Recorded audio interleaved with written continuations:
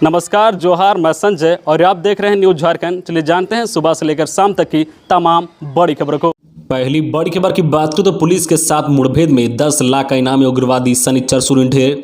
झारखंड के खूंटी में शुक्रवार देर रात पुलिस और उग्रवादियों के बीच मुठभेड़ हुई। इस मुठभेड़ में पीएलएफआई के जोनल कमांडर और 10 लाख का इनामी उग्रवादी शनिचर सुरीन को पुलिस ने मार गिराया है। शनिचर सुरीन गुमला जिले के कामडारा थाना इलाके का रहने वाला था। खूंटी पुलिस के एंटी नक्सल अभियान के दौरान उसे मार गिराया गया है। पुलिस ने इसकी पुष्टि कर दी है। दरअसल खूंटी पुलिस पिछले 2 दिनों से पश्चिम सिंहभूम जिले के गुदड़ी थाना में पीएलएफआई उग्रवादियों के खिलाफ अभियान चला रही है। इसी दौरान जो है शनिचर सुरीन को ढेर किया गया है। यह पुलिस के लिए बड़ी उपलब्धि है।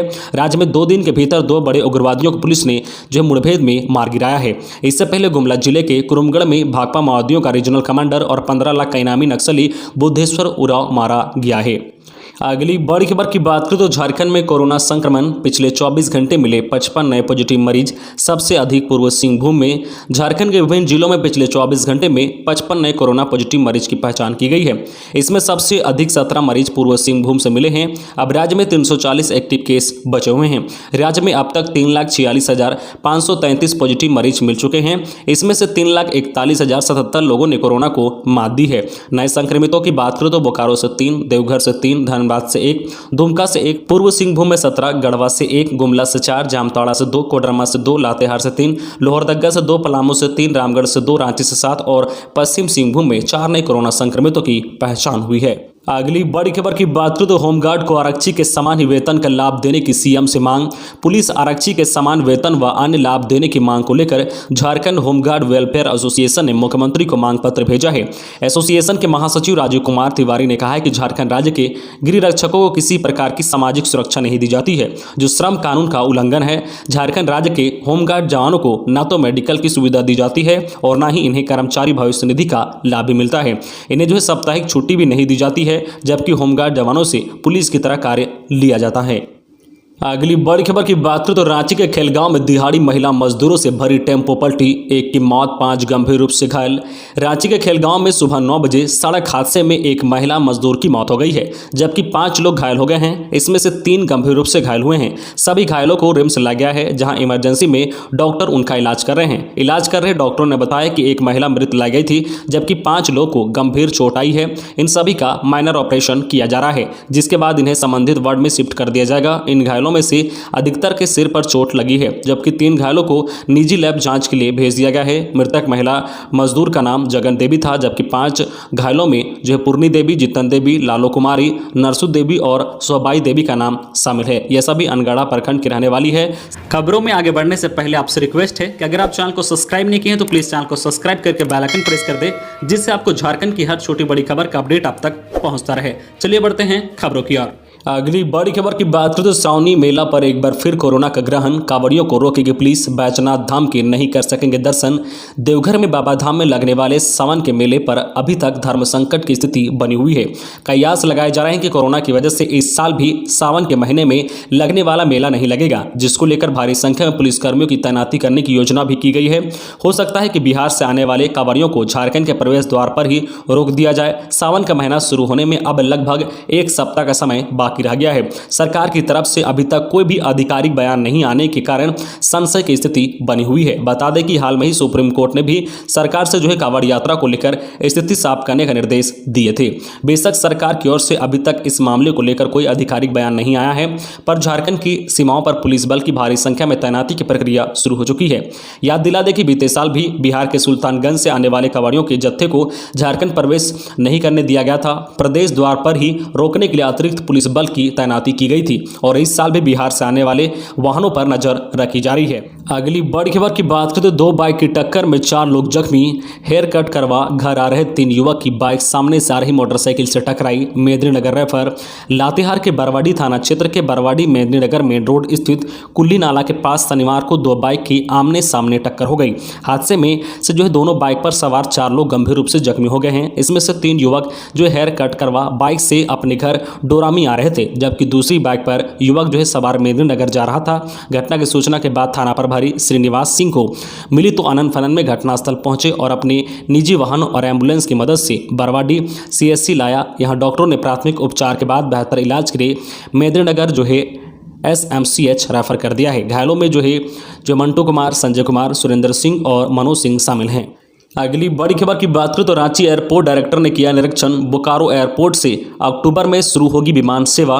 रांची एयरपोर्ट के डायरेक्टर विनोद शर्मा ने कहा है कि बोकारो एयरपोर्ट से अक्टूबर में विमान सेवा शुरू होगी। इसके लिए सभी जरूरी तैयारी पूरी कर ली गई है। कुछ छोटे मोटे काम बचे हैं जिन्हें जल्द पूरा कर लिया जाएगा। वो बोकारो हवाई अड्डे का निरीक्षण करने गए थे। उन्होंने कहा कि विमान सेवा शुरू करने के लिए टर्मिनल बिल्डिंग, यात्री lodge, security equipment ATC tower, runway, CCTV कैमरे और 4 दीवारी का काम पूरा हो गया है। कड़ी सुरक्षा व्यवस्था पर काम हो रहा है क्योंकि यह सबसे अहम काम है। अगली बड़ी खबर की बात करें तो कांग्रेस के आधा दर्जन विधायक दिल्ली पहुंचे। झारखंड कांग्रेस के आधा दर्जन विधायक दिल्ली में डेरा जमाए हुए हैं। इससे प्रदेश में राजनीतिक हलचल तेज हो गई है। विधायक बन्ना गुप्ता, दीपक पांडे सिंह, बंधु तिर्की, प्रदीप यादव सहित अन्य विधायक डेरा जमाए हुए दिल्ली में हैं। कांग्रेस के विधायक प्रभारी RPN सिंह से मुलाकात कर अपनी बातों को रखा है। बता दें कि झारखंड सरकार में मंत्री का एक पद खाली है और यह कांग्रेस के कोटे से बनना है। इस पर विधायकों की नजर है। अलमगीर आलम कांग्रेस विधायक दल के नेता भी हैं और सरकार में मंत्री भी हैं। इसके साथ ही रामेश्वर उरांव के पास प्रदेश कांग्रेस की कमान है और वे भी सरकार में मंत्री हैं। कांग्रेस में एक नेता का पद का चलन रहा है। नाराज विधायक चाहते हैं कि विधायक दल का नेता और प्रदेश अध्यक्ष किसी और को ना बनाया जाए। इसके साथ ही निगम और बोर्ड में भी भागीदारी चाहते हैं। कुछ दिन पहले भी कांग्रेस के 4 विधायकों ने दिल्ली में डेरा जमाया था। अगली बड़ी खबर की बात करें तो वैक्सीनेशन के बाद देश में 86% लोग हुए संक्रमित, नहीं जाना पड़ा अस्पताल। कोविड-19 रोधी टीकाकरण करवाने के बावजूद संक्रमण के 86.09% मामले के पीछे कोरोना वायरस का डेल्टा स्वरूप था। हालांकि ऐसे मामलों में से महज 9.8% में ही अस्पताल में भर्ती कराने की जरूरत पड़ी तथा मृत्यु दर भी 0.4% रही। ICMR के एक नए अध्ययन में यह बात पता चला है कि भारत में टीकाकरण के बाद हुए संक्रमण के मामलों की पड़ताल का यह सबसे बड़ा और पहला राष्ट्रव्यापी अध्ययन है। अध्ययन के लिए नमूने महाराष्ट्र, केरल, गुजरात, उत्तराखंड, कर्नाटक, राजस्थान, मध्य प्रदेश, पंजाब, पुडुचेरी, नई दिल्ली, पश्चिम बंगाल, तमिलनाडु और झारखंड से लिए गए हैं। अध्ययन में टीकाकरण अभियान बढ़ाने पर जोर दिया गया है। अगली बड़ी खबर की बात करें तो पलामू एक्सप्रेस से देसी शराब की 440 बोतल बरामद। झारखंड से बिहार पहुंचाने की तैयारी में थे तस्कर। RPF ने सर्च अभियान के तहत शराब किया जब्त। बिहार में शराबबंदी के बाद से ही झारखंड से बिहार शराब पहुंचाने में तस्करों का गैंग सक्रिय है। शुक्रवार को बड़काकाना से पटना जाने वाली अब पलामू एक्सप्रेस ट्रेन संख्या 03347 से भारी मात्रा में अवैध देसी शराब बरामद किया गया है। देर रात गढ़वा रोड स्टेशन पर ट्रेन के पहुंचने पर RPF के जवानों ने ट्रेन में सर्च अभियान चलाया। इस दौरान जनरल बोगी में एक सीट के नीचे से 5 बोरा बांधकर रखा हुआ मिला है।